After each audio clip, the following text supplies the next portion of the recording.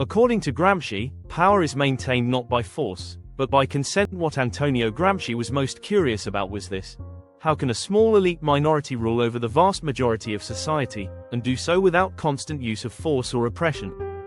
This fundamental question marked the beginning of an intellectual journey that set Gramsci apart from classical Marxist approaches. Gramsci realized that this elite minority, the ruling class, sustains its dominance not only through police, military, or legal institutions, but more subtly and enduringly, through the production of social consent. Through institutions like the state, education system, media, religion, and the family, the ruling class presents its worldview as natural, universal, and aligned with common sense. Gramsci called this process hegemony. Power is not maintained only by coercion, but by ideas. People are persuaded, even without realizing what they believe. This is the essence of Gramsci's thought. Hegemony, the silent consent of power. Gramsci defines hegemony as the intellectual, cultural, and moral leadership of one group over others, most often, the ruling class over the working class. This leadership does not rely solely on repression, but on gaining voluntary acceptance.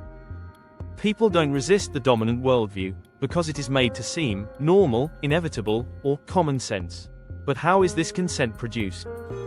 Here are 5 key ideological mechanisms through which hegemony operates. 1. Civil society institutions. Institutions like the family, education, religion, media, and cultural industries are where hegemonic ideas are reproduced in everyday life.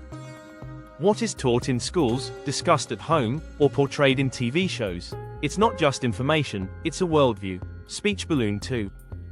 Common sense. Hegemony embeds itself into everyday language and thought. The interests of the ruling class appear normal, or right, to ordinary people.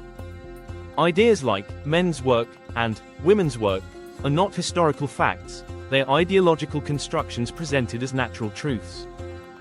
3. Organic intellectuals. Gramsci called the thinkers who emerge from the working class and speak the language of the people organic intellectuals.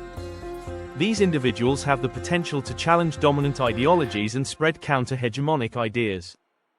Not just university professors, a folk singer, a union leader, or a local columnist can also be organic intellectuals.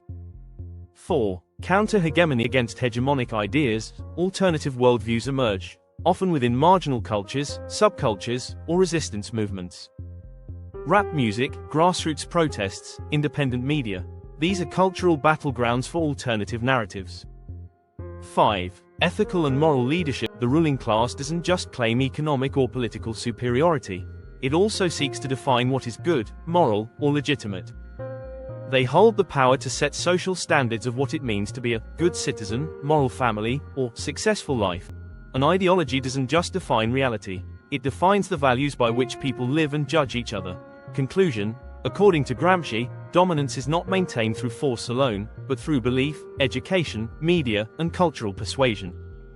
Hegemony works by shaping people's thoughts and values, often without their awareness, which is why resistance must begin in the realm of ideas.